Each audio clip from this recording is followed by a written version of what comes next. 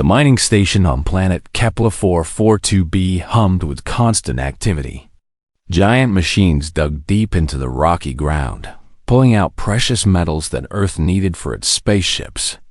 The station was huge, with long metal corridors, bright lights, and the sound of work that never stopped.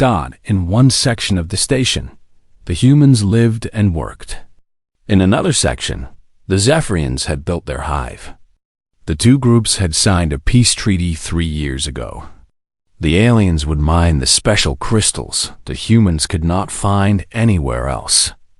In return, humans would share their advanced technology and help protect the mining operation. Queen Veltara was the leader of all Zephyrians on the station.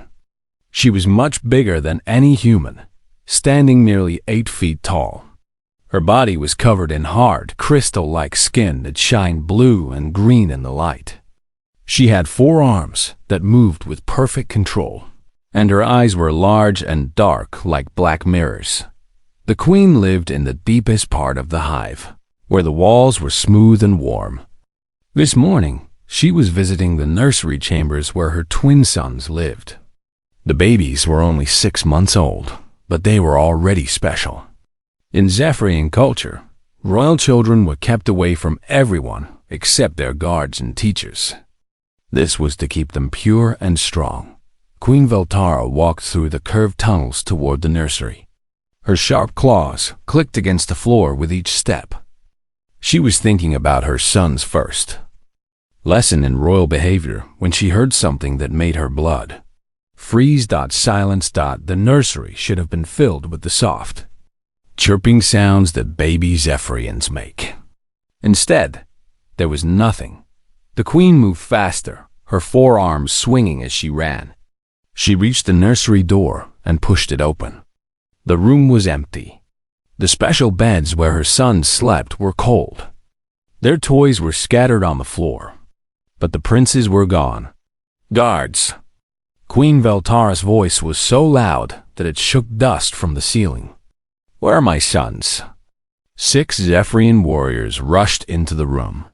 They were smaller than the queen, but still dangerous, with sharp claws and strong bodies built for fighting. The leader of the guards, a warrior named Theclor, looked around the empty nursery with growing fear. My queen, we do not know, Theclor said, his voice shaking. The princes were here 2 hours ago. We checked on them as always. The door was locked. No one came in or out. Queen Veltara's rage grew like a storm. Her crystal skin began to glow with angry red light. How can 2 babies disappear from a locked room? How can the future of our bloodline vanish while you watch?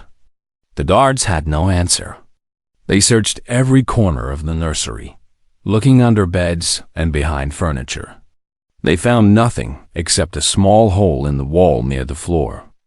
It was barely big enough for a cat to crawl through, but somehow the curious princes had found their way out. Within minutes, the news spread through the entire hive. Workers stopped their mining. Warriors grabbed their weapons. The queen's roar of anger echoed through every tunnel and chamber. In Zephyrian culture, losing royal children was not just a tragedy. It was a disaster that could destroy their entire society. The queen called her top general, Kekstar, to her chamber. He was an old warrior with many scars and wise eyes. General, organize search teams immediately. Check every tunnel, every room, every corner of our territory. It will be done, my queen, Kekstar said.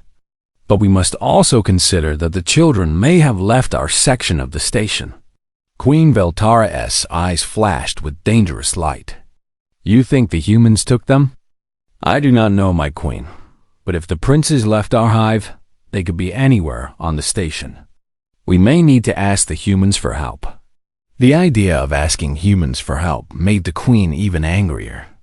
Zephyrians believed that contact with other species would make royal children weak and sick. If her sons had been taken by humans or had somehow reached the human sections, they might be damaged forever. Send a message to the human leader, Queen Veltara ordered. Tell them that our royal children are missing. If they have taken them, they must return them immediately. If they have not taken them, they must help us search." General Kekstar bowed and left to send the message. Queen Veltara stood alone in her chamber, looking at pictures of her sons. They were small and beautiful, with soft silver skin that would become hard crystal as they grew older. Their eyes were bright and curious, always looking for new things to explore. That curiosity might have led them into terrible danger. On the other side of the station, Human Security Chief Marcus Chun received a message about the missing Zephyrian princes. He was a calm man who had worked hard to keep peace between the two species. The news worried him greatly. Marcus immediately contacted his team. "All security personnel, we have a situation. 2 Zephyrian royal children are missing. Age approximately 6 months, small size, silver coloring. They may be anywhere on the station." The humans began their own search right away. They checked their living areas, storage rooms, and workspaces. Security cameras were reviewed for any sign of the missing princes. But the station was enormous, with thousands of rooms and corridors. Finding 2 small alien children would be like finding needles in a haystack. As the hours passed, both humans and Zephyrians became more worried. The princes were babies who had never been outside their protected nursery. They did not know about the dangerous machines, toxic gases, or deadly areas of the mining station. If they had wandered into the wrong place, they might already be dead. Queen Veltara paced in her chamber like a trapped animal. Every few minutes, she demanded updates from the search teams. Each time, the answer was the same: nothing. No sign of the princes anywhere. The peace treaty that had kept both species working together was starting to break down. Some Zephyrians whispered that humans had stolen the royal children. Some humans wondered if this was a Zephyrian trick to start a war. As night fell over the mining station, Queen Veltara stood at a large window looking out at the alien landscape. Somewhere in the darkness, her sons were lost and afraid. She raised her head and let out a roar that could be heard throughout the entire station. It was a sound of rage, fear, and desperate love. A mother's cry for her missing children that echoed through metal walls and into the hearts of every parent on Kepler 442b, human and alien alike. The morning brought no good news. Queen Veltara had not slept.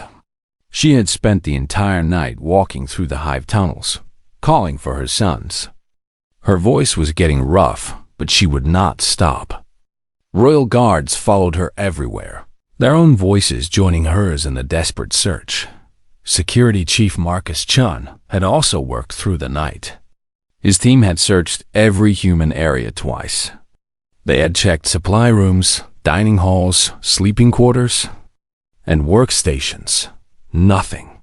The missing princes seemed to have disappeared completely. Marcus met with General Kekstar in the station's main conference room.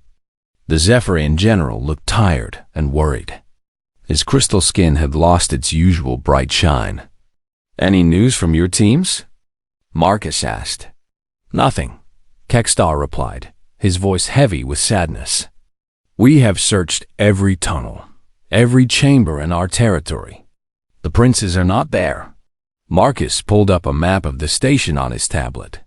"We've covered sections A through J. That leaves sections K through R. Most of those are industrial areas, maintenance tunnels, and machinery rooms." Kekstar's dark eyes showed fear. "Those areas are dangerous for adult Zephyrians. For children." "I know," Marcus said quietly. "But we have to check everywhere." The two leaders divided their search teams. Humans would focus on the upper levels where the main machinery was located. Zephyrians would check the lower tunnels that connected to their hive territory. Both groups would meet in the middle levels where the really dangerous work happened. Deep in Section M, a human woman worked alone. Sarah Okafor was a maintenance engineer, one of the best on the station. She was small and tough, with dark skin and strong hands that were always dirty from fixing machines. Sarah had been working for 36 straight hours, trying to repair a broken atmospheric processor. The atmospheric processor was one of the most important machines on the station. It cleaned the air that everyone breathed. If it failed completely, both humans and Zephyrians could die from breathing toxic gases. That's why Sarah had volunteered to work around the clock until it was fixed. Sarah crawled through a narrow maintenance tunnel, carrying her tools in a heavy bag. The tunnel was hot and dark, lit only by her headlight. She could hear the big machines working above and below her. The sound was so loud that she wore special ear protection. She reached the main processor unit and opened her toolbox. The problem was in the filtration system. Pipes had cracked, and dangerous gases were leaking into areas where they should not be. Sarah had to replace the broken parts and seal all the leaks. It was dangerous work. One mistake could fill the tunnel with poison gas. Sarah wore a full protective suit and breathing mask, but she was still taking a big risk. She was the only engineer on the station who knew this old system well enough to fix it quickly. While Sarah worked, the search for the missing princes continued above her. Human teams moved through the upper levels with scanners and cameras. They looked in storage rooms filled with mining equipment. They checked computer centers and communication rooms. They searched cafeterias and recreation areas. Zephyrian warriors moved through their own territory with growing desperation. They had torn apart the nursery looking for clues. They had questioned every guard and worker. They had even checked the Queen's private chambers, thinking the princes might have tried to find their mother. Queen Veltara joined the search herself, against the advice of her guards. She crawled through tunnels that were too small for her large body. Her crystal skin scraped against the metal walls, leaving bright scratches behind. She called her sons' names until her voice was almost gone. Ziltar, Nakion. She called into the darkness. These were the secret names she had given her children, names that only a mother would know. But only echoes answered her. In the Human Medical Center, Dr. Elena Vasquez studied everything she knew about Zephyrian biology. She was the station's expert on alien life forms. Marcus had asked her to figure out how long the missing princes could survive on their own. Baby Zephyrians need warmth, Dr. Vasquez explained to Marcus over the communication system. Their body temperature control is not fully developed. They also need food every 4 hours. Without both warmth and food, they will become weak very quickly. How long do we have? Marcus asked. Maybe 12 more hours, the doctor said sadly. After that, even if we find them, they may be too weak to save. Marcus felt cold fear in his stomach. The princes had been missing for almost 24 hours already. Time was running out fast. Back in the maintenance tunnel, Sarah finished replacing the broken pipes. She was exhausted and covered in sweat inside her protective suit. The atmospheric processor was working better now, but she still needed to check the lower levels to make sure all the gas leaks were sealed. Sarah climbed down a ladder into the deepest part of the maintenance area. This section was rarely visited by anyone. It was too dangerous for regular workers, and only emergency repairs were done here. The air was hot and thick, even with her breathing mask. As Sarah walked through the lower tunnel, her headlight showed pipes and cables running along the walls. Everything was covered with a thin layer of dust. Her footsteps echoed in the empty space. Then she heard something that made her stop. A soft sound, almost like crying. Sarah turned off her tools and listened carefully. There it was again. A small, weak sound coming from somewhere ahead of her. It sounded like a baby crying, but that was impossible. No one brought children to this dangerous part of the station. Sarah moved forward slowly, following the sound. Her heart was beating fast. The crying was getting louder, and now she could tell there were two different voices. Two babies were crying somewhere in the darkness ahead of her. she reached a junction where several tunnels met. The sound was coming from a small space behind some pipes. Sarah squeezed through the narrow gap and pointed her headlight into the darkness. What she saw made her gasp. Two small alien creatures were huddled together against the wall. They were the size of house cats, with soft silver skin and large dark eyes. They were shivering and making weak crying sounds. Sarah could see that they were having trouble breathing in the toxic air. Sarah did not know these were the missing Zephyrian princes. She did not know about the desperate search happening above her. She only knew that 2 baby aliens were dying, and she was the only one who could help them. Without thinking about the danger to herself, Sarah dropped her tools and moved toward the frightened children. Her training as an engineer had taught her to solve problems quickly. Her heart as a human being told her to save the babies, no matter what species they were. The atmospheric processor hummed loudly in the background, cleaning the poisoned air. But in the deep maintenance tunnels, 2 royal alien children were about to be saved by a tired human woman who simply could not walk, away from someone who needed help. Sarah moved carefully toward the 2 small alien babies. They were shivering and making soft crying sounds that broke her heart. Their large dark eyes looked at her with fear and pain. She could see that their breathing was fast and shallow. The toxic gases in the maintenance tunnel were poisoning them. "It's okay, little ones," Sarah whispered, even though she knew they probably could not understand her words. "I'm going to help you." Sarah quickly opened her emergency kit. Every maintenance engineer carried breathing equipment in case of gas leaks. She pulled out 2 small oxygen masks that were meant for human children. The alien babies were smaller than human children, but the masks might still work. Very gently, Sarah picked up the first baby. It was so light, like holding a kitten. Its silver skin felt warm and soft, not hard like she expected. The baby made a small chirping sound and looked up at her with those huge dark eyes. Sarah carefully placed the oxygen mask over the baby's face. The mask was too big, but she held it in place while the clean air flowed. Almost immediately, the baby's breathing became easier. Its eyes grew brighter and more alert. She did the same thing with the second baby. Both little creatures seemed to understand that Sarah was trying to help them. They stopped crying and let her hold the masks for them. But Sarah knew the oxygen tanks would not last long. She needed to get the babies to a safe area with clean air. The problem was that she was deep in the maintenance tunnels, far from any safe zone. And she was wearing a heavy protective suit that made it hard to move quickly. Sarah made a decision that could have cost her life. She took off her protective suit, keeping only her breathing mask. Now she was breathing the same dangerous air as the babies, but she could move faster and carry them both.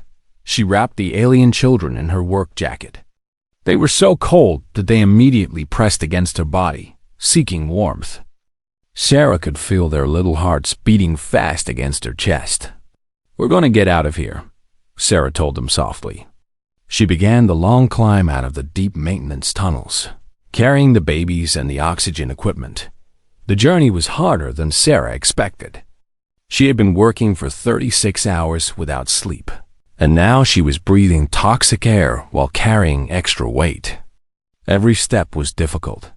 Her head began to hurt from the bad air, and her arms grew tired from holding the babies. But every time Sarah thought about stopping to rest, she looked down at the 2 little faces pressed against her chest. The babies had stopped shivering now. They seemed to trust her completely. Sometimes they made small happy sounds, like purring. Sarah had never heard anything so beautiful. She climbed higher through the tunnels, following the path back toward cleaner air. The babies grew heavier with each step, but Sarah refused to put them down. She could feel them getting warmer and stronger as they got farther from the poisoned area above her. The search for the missing princes was reaching a critical point. Queen Veltara had collapsed from exhaustion and grief. Her guards had to carry her back to her chamber. General Kekstar continued leading the search, but hope was fading. It had been more than 30 hours since the princes disappeared. Marcus Chun was coordinating the human search teams when one of his technicians called with strange news. "Sir, we're getting unusual readings from Section M." Technician Lopez reported. "The atmospheric processor is running more efficiently than normal. And there's a heat signature in Tunnel M7 that doesn't match any equipment." Marcus frowned. Section M was where Sarah Okafor was working on the emergency repairs. "Have you contacted Engineer Okafor?" "We've been trying, sir. She's not responding to her radio." "That's not unusual when someone is doing deep maintenance work. The metal walls block signals." "Send a team to check on her," Marcus ordered. "And investigate that heat signature." 20 minutes later, Search Team 3 reached the entrance to Tunnel M7. The team leader, Sergeant Williams, carried a powerful scanner that could detect life forms. The scanner was going crazy. "I'm reading 3 heat signatures," Sergeant Williams reported. 1 adult human, 2 smaller unknowns. "They're all together near Junction, MC." Marcus felt his heart jump. 2 smaller unknowns? Could they be... "Sir, we're going in to investigate." The search team moved carefully through the tunnel. They had to squeeze through narrow spaces and climb over pipes. The air was still bad in some areas, so they wore breathing equipment. When they reached Junction M7C, Sergeant Williams pointed his light around the corner. What he saw made him stop and stare. A human woman was sitting against a large pipe, fast asleep. She was holding 2 small alien children against her chest. The children were wrapped in a work jacket, sleeping peacefully. All 3 looked completely relaxed and comfortable. "Sir," Sergeant Williams whispered into his radio, afraid to wake them. "I think we found Engineer Okafor." "And sir, I think we found the missing princes." The news spread through the station like electricity. Marcus Chun ran to Section M faster than he had ever moved before. General Kekstar was right behind him. Queen Veltara, despite her exhaustion, insisted on coming to Dot when they reached the tunnel junction. A crowd of humans and Zephyrians had already gathered. Everyone was looking at the sleeping woman, and the 2 baby aliens. Dr. Elena Vasquez was the first to approach them. She knelt down carefully and checked Sarah's breathing. "She's unconscious but stable," the doctor reported quietly. "Probably exhaustion and mild gas poisoning." Queen Veltara pushed through the crowd. When she saw her sons safe and sleeping peacefully in a human's arms, she made a sound that no one had ever heard from a Zephyrian before. It was something between a sob and a purr. "My sons," she whispered, reaching out with one of her 4 arms. But when the queen tried to touch the sleeping babies, they stirred and made unhappy sounds. Even in their sleep, they pressed closer to Sarah, holding onto her shirt with tiny claws. Dr. Vasquez looked amazed. "The children appear to have bonded with her," she said softly. "This is extraordinary. We've never seen anything like this between different species." General Kekstar stared at the peaceful scene. How is this possible? Royal children are not supposed to bond with aliens. Marcus Chun shook his head in wonder. "I don't think anyone expected this. Look at them. They're completely comfortable with her." Queen Veltara's anger was completely gone, replaced by confusion and something that might have been gratitude. This human woman had saved her children's lives. More than that, her sons seemed to love their rescuer. "Wake her carefully," the queen ordered. "I must speak with this human." Dr. Vasquez gently shook Sarah's shoulder. "Sarah? Sarah, can you hear me?" Sarah's eyes opened slowly. She looked confused for a moment, then felt the weight on her chest and remembered. She looked down at the 2 sleeping aliens and smiled. "Are they okay?" she asked. Those were her first words. Not asking about herself, but worrying about the children. "They're fine," Dr. Vasquez said. Thanks to you. Sarah, do you know who these children are? Sarah looked up and saw the crowd around her. She saw the tall alien figure of Queen Veltara and suddenly understood. Oh, she said quietly. They're the missing princes, aren't they? Queen Veltara stepped forward, towering over the human woman. But instead of anger, her voice was filled with something Sarah had never expected to hear from an alien queen: wonder. Queen Veltara looked down at the human woman who held her sons. Sarah was small and tired, with dirt on her face and clothes. She looked nothing like a Zephyrian noble or warrior. Yet somehow, this ordinary human had accomplished what hundreds of trained searchers could not do. Tell me what happened, Queen Veltara said, her voice gentler than anyone had ever heard it before. Sarah carefully adjusted her hold on the sleeping babies. Even talking quietly, she was afraid of waking them.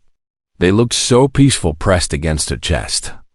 I was working on the atmospheric processor in the lower tunnels, Sarah began. I heard crying sounds coming from behind some pipes. When I found them, they were shivering and having trouble breathing. Dr. Elena Vasquez knelt beside them, scanning the babies with her medical equipment. They show signs of mild poisoning from toxic gases, she reported. But their vital signs are strong now. Marcus Chen moved closer. Sarah, that was 30 hours ago. You've been missing almost as long as the princes. What happened during all that time? Sarah thought for a moment, trying to remember everything clearly. Her head still hurt from breathing bad air for so long. The oxygen masks helped them breathe better, she said. But they were so cold and scared. I took off my protective suit so I could move faster and carry them both. We climbed up through the tunnels, looking for clean air. General Kekstar looked shocked. You removed your protection in a toxic environment? The babies were dying, Sarah said simply, as if that explained everything. To her, it did. Queen Veltara felt something strange happening inside her chest. In Zephyrian culture, only family members risked their lives for children. The idea that a stranger would endanger herself for alien babies was almost impossible to understand. Continue, the Queen said softly. When we reached the safer tunnels, they were still cold, Sarah went on. So I wrapped them in my jacket and held them close to keep them warm. They seemed to like that. They stopped crying and started making these sweet little sounds. Dr. Vasquez smiled. Purring. Baby Zephyrians purr when they feel safe and loved. Most adults lose that ability as they grow up. Sarah looked surprised. Really? It was beautiful. They did it for hours while I worked on fixing the processors. Marcus Chun stared at her. You continued working while carrying the babies? Someone had to fix the atmospheric systems, Sarah explained. If they failed completely, everyone on the station would be in danger. I could do most of the repairs with one hand while holding the babies with the other. The crowd around them grew silent. Sarah had spent an entire day and night doing emergency repairs that kept everyone alive, while simultaneously caring for two alien children she had never seen before. Queen Veltara felt her understanding of the universe shifting. Why did you not call for help immediately? Why did you not try to return them to us? Sarah looked confused by the question. I was too deep in the maintenance tunnels for my radio to work, and I didn't know who they belonged to. I just knew they needed help right then. But you could have left them somewhere safe and gone for help, General Kekstar pointed out. Sarah's expression showed that she had never even considered that option. They were babies. They were scared and hurt. I couldn't leave them alone. The simplicity of her answer hit everyone like a physical blow. Sarah had not thought about politics or species differences or the importance of the missing royal children. She had seen babies in trouble and done the only thing her heart would allow. Elena Vasquez finished her medical scans. Remarkable, she murmured. The children's stress levels are almost zero. Their body chemistry shows that they feel completely safe and secure. One of the baby princes stirred in Sarah's arms, making a soft chirping sound. Sarah automatically started humming a quiet tune, the same lullaby her grandmother had sung to her years ago. The baby settled back into peaceful sleep. Queen Veltara's eyes widened. "What is that sound you make?" "Just an old song," Sarah said. "My grandmother always said it helped babies sleep." "You sang to them?" "Most of the time," Sarah admitted. "They seemed to like it, and it helped me stay awake while I was working." Marcus Chen shook his head in amazement. "Sarah, do you realize what you've done? You've probably prevented a war between our species." Sarah looked genuinely surprised. "A war? Over these little ones?" "They are royal princes," Queen Veltara explained. "In our culture, they are precious beyond any treasure. When they disappeared, many of my people believed humans had stolen them." "Oh," Sarah said quietly, looking down at the sleeping babies. "I didn't know they were royalty. They just seemed like babies who needed help." That comment sent another wave of shock through the Zephyrian observers. Sarah had treated royal children exactly the same as she would treat any other babies in trouble. To her, their value came from being small and helpless, not from their bloodline. Dr. Vasquez made another discovery as she studied the readings from her scanner. "Your Majesty, there's something else you should know. The children's brain patterns show a strong attachment bond has formed." "What does that mean?" Queen Veltara asked, though she was beginning to fear the answer. "They've imprinted on Sarah," the doctor explained. "It's a deep psychological connection that happens when babies go through trauma and are rescued by a protective figure. It usually only occurs between members of the same species." As if to prove the doctor's point, one of the princes opened his large dark eyes and looked up at Sarah. When he saw her face, he made a happy chirping sound and reached up to touch her cheek with a tiny clawed hand. Sarah smiled down at him. "Hello, little one. Feeling better now?" The baby prince made more happy sounds and seemed to nuzzle against Sarah's hand. Queen Veltara watched this interaction with growing amazement. "He recognizes you. He is happy to see you." "They're very smart," Sarah said. "I could tell they understood I was trying to help them." General Kextar looked troubled. "Your Majesty, this creates a difficult situation. In our culture, royal children are not supposed to form bonds with non-Zephyrians." "I know our laws," Queen Veltara replied sharply. But then she looked at her sons, so content and peaceful in Sarah's arms, and her voice became uncertain. "But I have never seen them so calm and happy." Marcus Chun sensed the cultural conflict brewing. "Perhaps we should move this discussion somewhere more comfortable. Sarah needs medical attention, and the baby should be examined properly." But when the medical team tried to take the princes from Sarah's arms, both babies immediately began crying and reaching back toward her. They would not be comforted until Sarah was holding them again. "They do not want to leave her," Queen Veltara observed, her voice full of wonder and worry. Dr. Vasquez nodded.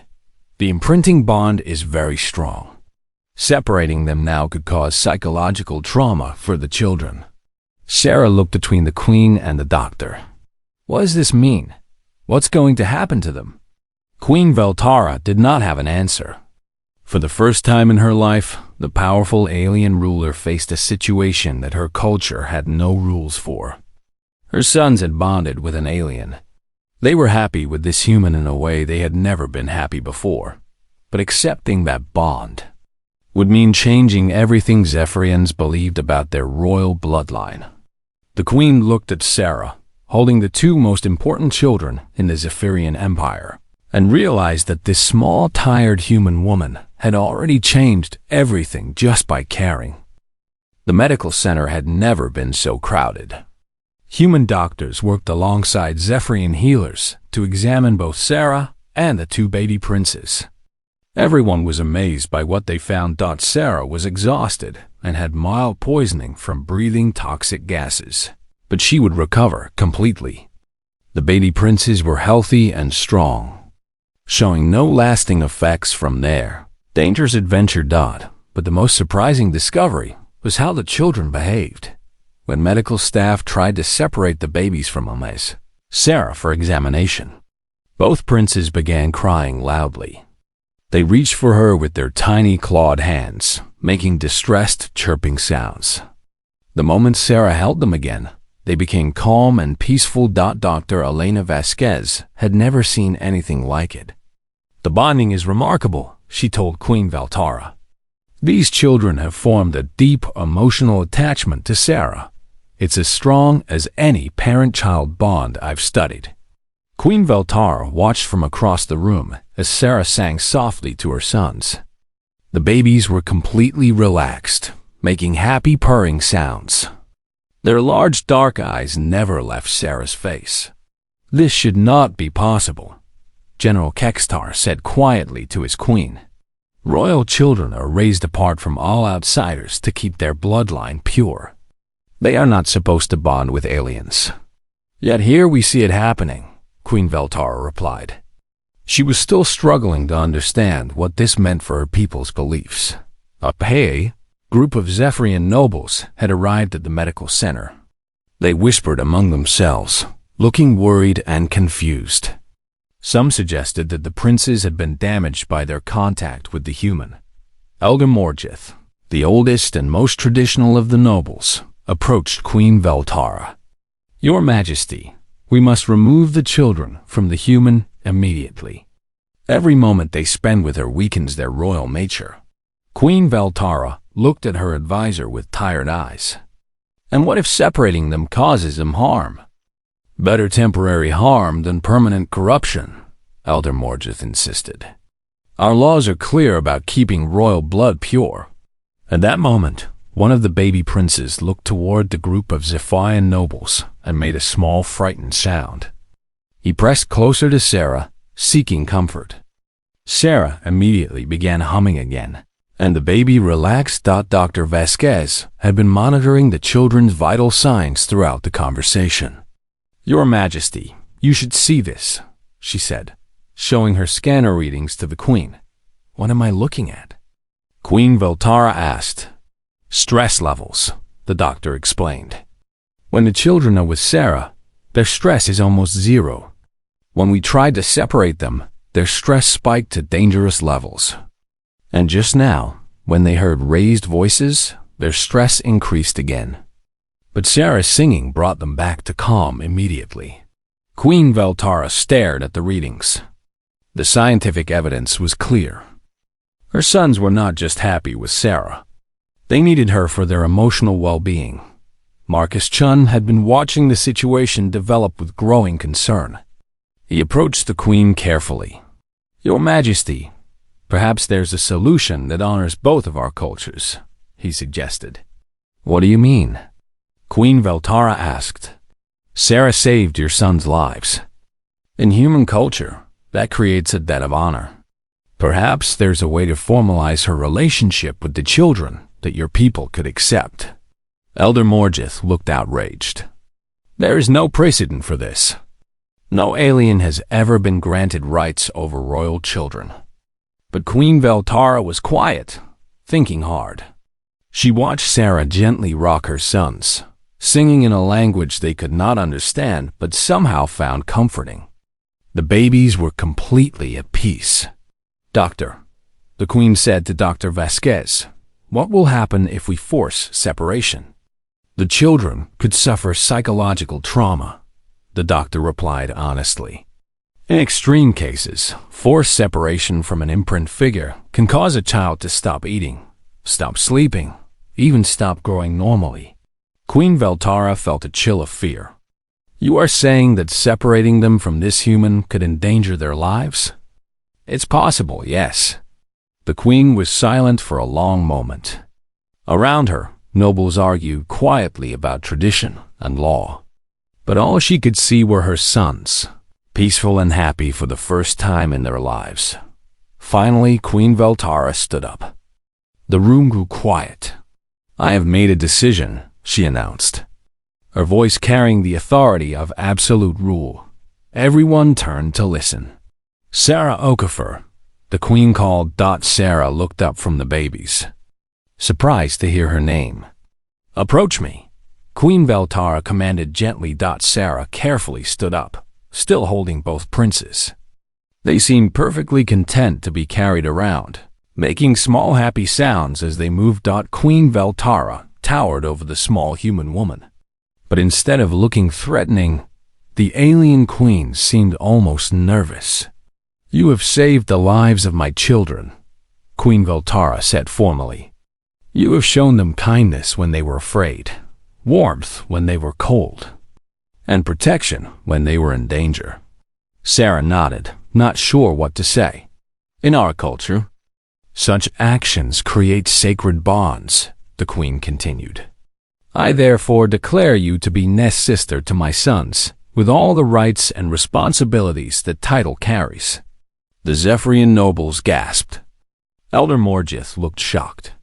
Your Majesty, that title has never been given to an alien. Then it is time for our laws to change, Queen Veltara said firmly. My sons have chosen their nest sister. I will not deny them this bond. Dr. Vasquez stepped forward. What exactly does nest sister mean? General Caxstar answered, his voice full of amazement. It means Sarah is now officially part of the royal family. She has the right to help raise the princes, to be involved in their education, and to remain close to them throughout their lives. Sarah looked stunned. I don't know what to say. I just wanted to help them. That is exactly why you deserve this honor, Queen Veltara replied. You helped them without thought of reward or recognition. You cared for them simply because they needed care. One of the baby princes reached up and touched Sarah's face again, making a soft purring sound. The other prince joined in, and soon both babies were purring together in harmony.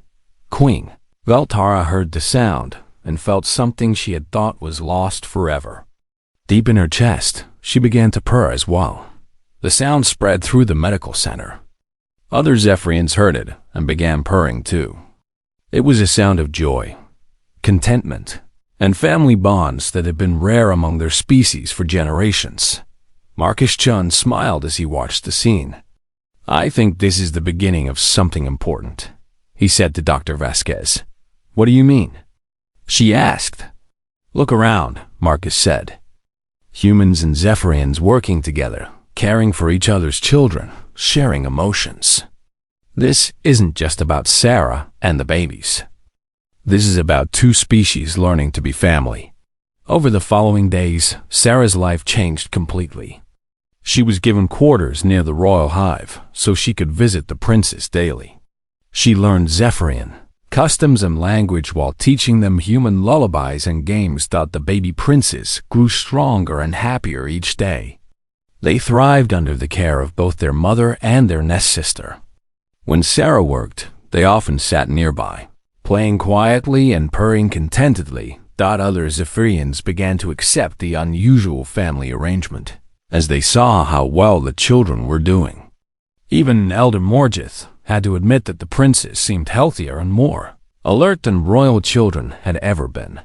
Queen Veltara found herself spending more time with Sarah, learning about human culture and sharing stories of Zephyrian history. A friendship grew between them that neither had expected.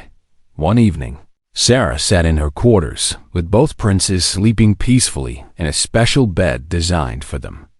Queen Veltara watched through a video screen from her own chambers. As she did every night, the alien queen looked at this small human woman, who had changed everything simply by caring about two frightened babies. Sarah had taught an entire species that love could cross any boundary.